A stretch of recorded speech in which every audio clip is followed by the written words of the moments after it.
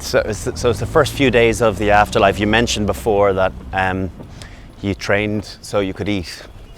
What things are you looking forward to most, knowing that there's no third coming? Firstly, I would invest in my golf swing. Okay. Once I realised you could have a good game, then you might have a very poor game, and it started affecting me mentally. I started thinking, this is not fun. Are you a glass of red wine man? But I have enjoyed my red wine since being here in Europe. Me and my wife will slowly try to build a collection. Oh yeah? Yeah, we so do you know your wine?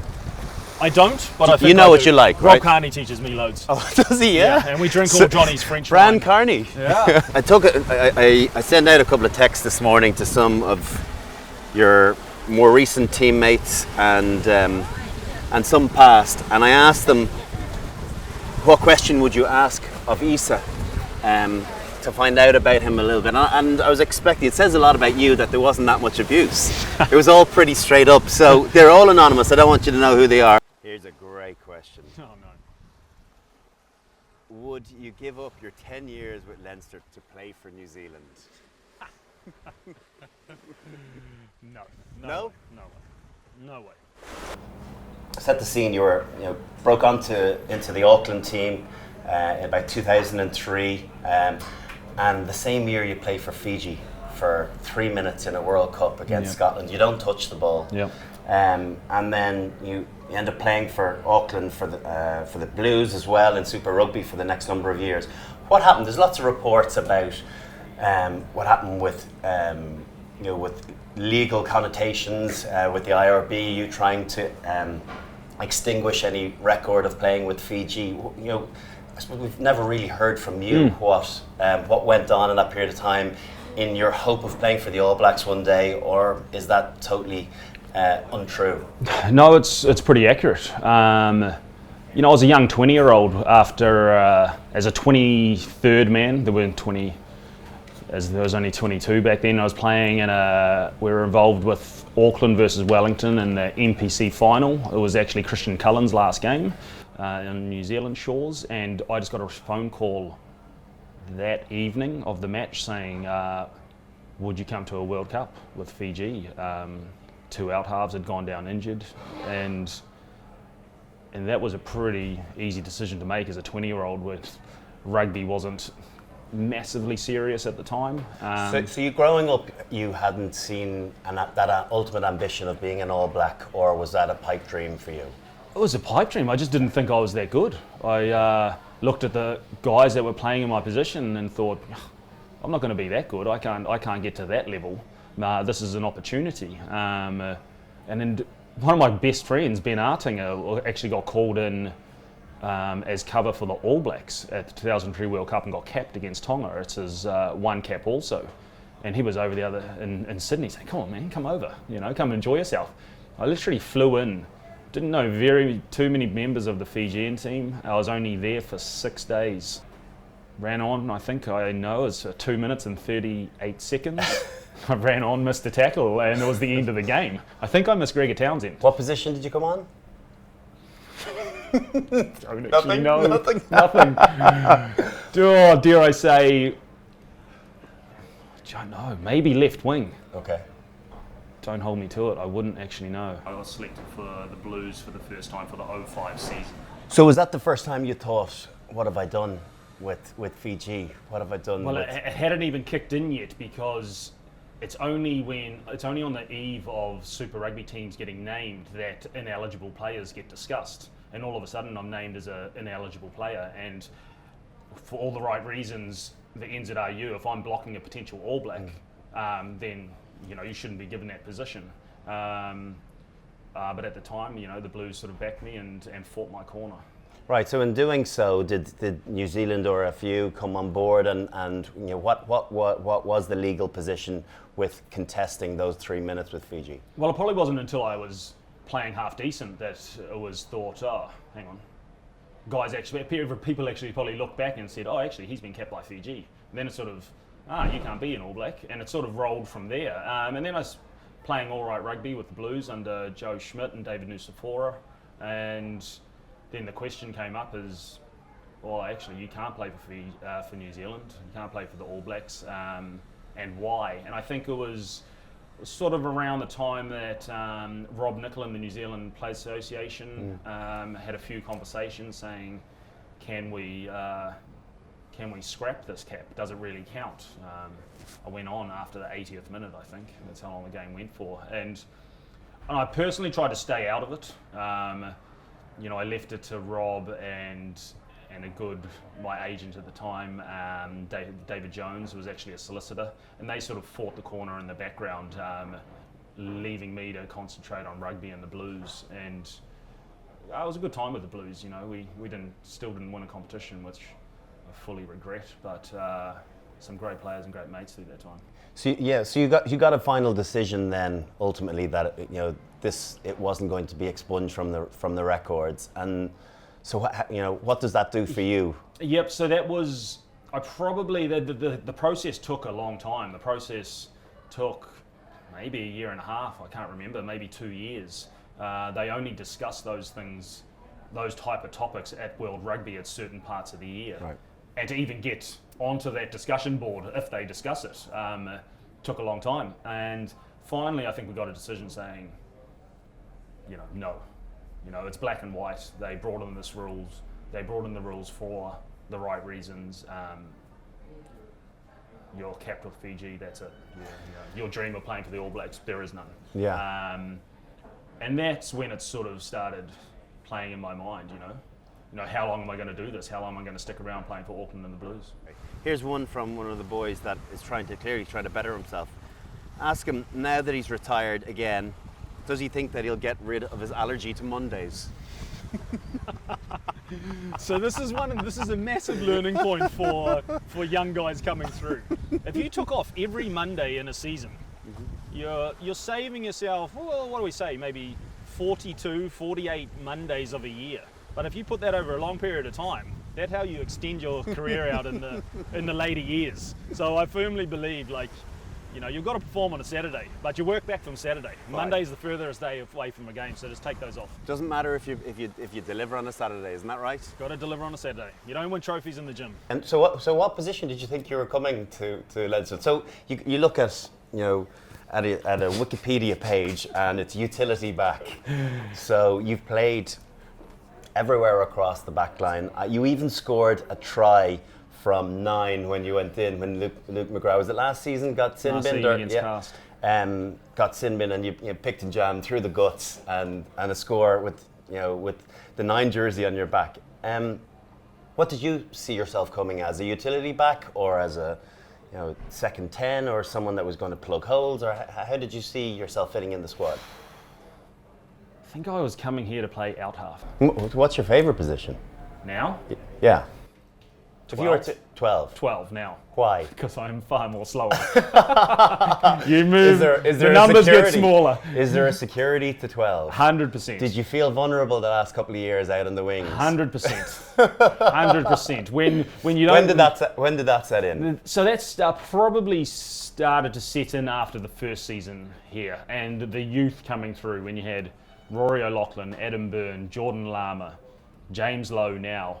When they're consistently running far faster than you and you see those stats, those thoughts creep into your head. Yeah, but you back your rugby intellect, right, of being able to read the situation. Hard in. Cut down the angle. We aren't playing any drift. No, I had to play smarter. The defensive system this year that's been incorporated absolutely worked to your benefit. I was an absolute driver of the system. Wingers play high, get up in the space, cut down their time. So it suited me far more when my time's out on the wing. This is just, this will never get old in my memory. My girls have never been on the pitch, not once, and it's just not been something we've done.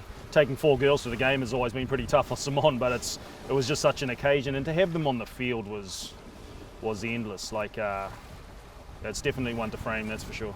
First Heineken Cup win. Replacing that Barnett that you had back in those days. Look, it was, as I say, it was so long ago, but I didn't appreciate it, the magnitude of the occasion and the magnitude of this team. Croke Park, 2000 9 was an important day. Did you realise the magnitude of the Munster games in advance of that one? I knew of it. Obviously, I had a broken arm when we lost to. We lost back to back. We lost back to back, and we lost poorly in the RDS. Rog had the ball on a string and was putting the ball in the 5 metre channel constantly throughout that match. But the magnitude of playing in Croke Park in front of over 82,000 people, that was like, wow, this is what it's all about. This is why you come here to play.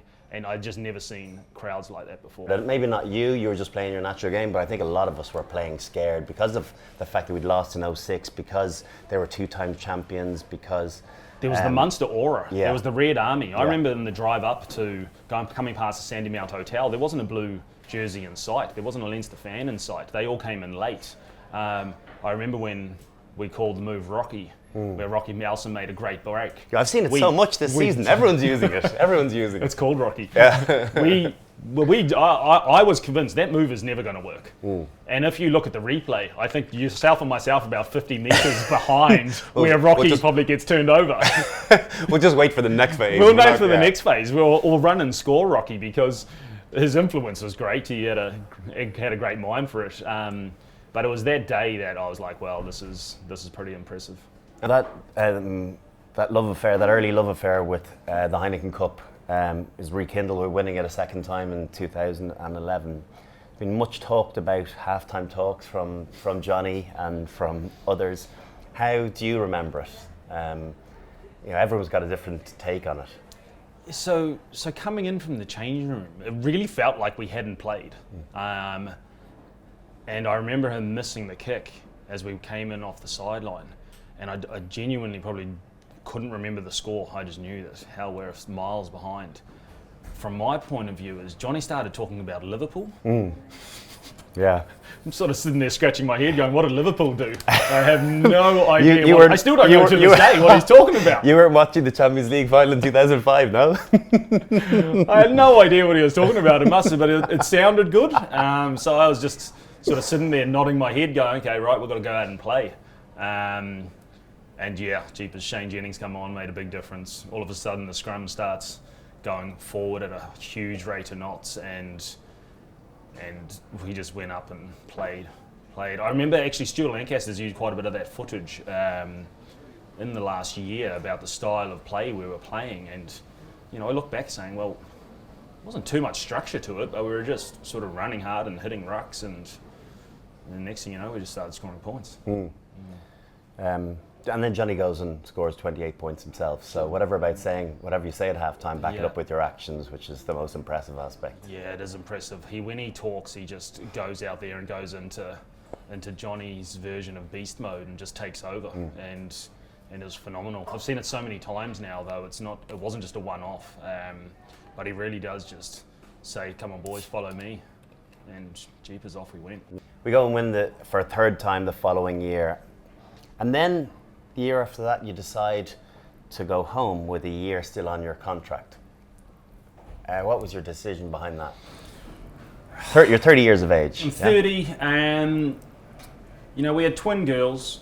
We had another little girl, and it's tough being away from the family network. Was there an element of guilt around Simone being at home with the girls and you feeling the need to support her at that end? Yeah, 100%. There's always those, Joe at the time was very, he gave me a little bit of a license to say if things are tough, we could just sort of bend things this way. And he sort of did that for the next year on my contract. He was going, well, we could do this, we could do that. I remember one of them got sick. Then after she got better, she went through this stage, one of the twins, where I would leave the house and she's screaming, and I would go to training and come back and she was in the same spot screaming. Oh. And all kids at the toddler age go through it, but it was all new to us. And those times are when you sort of wish you had family members around. You go back to New Zealand and you take up a role with the Blues as mental skills coach. Explain that to us a little. Your psychology background? My psychology degree. Look, I sat down with Sir John Kerwin in a cafe in Mission Bay, and he just said, this is where the Blues at. They need quite a bit of work off the field in sort of preparation standards. Would you be interested? And at the time I really was. I took the mental side of my approach to the game pretty serious. The first time I discovered it was with Joe in 2007 at the Blues while he was there. And it's something that worked for me. And then obviously being under Joe for 3 successful years, I thought I knew a bit. So I thought I could take that approach to the Blues and help out. But little did I know I'd be so far out of my depth. Really? Yeah. And it wasn't the right move at the time, structure a role, learn how to create it. I barely knew how to make a good PowerPoint presentation, so I was all learning it at the same time, and the Blues were going through a lot of changes, so I thought it was a good idea at the time, but I look back and it probably wasn't. You've been thinking about a return to playing prior to text messages coming to seeing whether you'd be interested? No, absolutely none. I didn't lift any weights for a year and a half, but then I sort of had to flick the switch and go back into rugby mode. It wasn't a hard decision to make. Even from Simon and the kids' point of view, we thought, kids are young. We know the grass is greener on the other side. Let's just get back there. And the decision was made pretty quickly, and I'm talking about within a month. That penalty kick that when you take over kicking duties from Johnny and knock over that penalty kick to beat Racing in the final.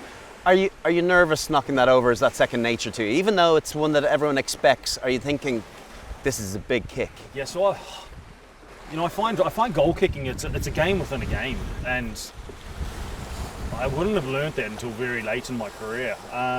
Every once in a while, I know that Johnny can tighten up, and he's given me the heads up in a game.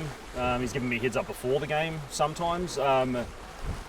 But when you're in the heat of the moment battles, you've got no time to think.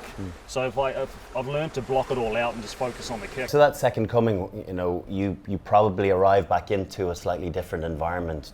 Johnny himself made mention of the culture being slightly different than the one that he left. Did you see it the same way? Was there a new breed coming through? Maybe a retirement of some of the old guard.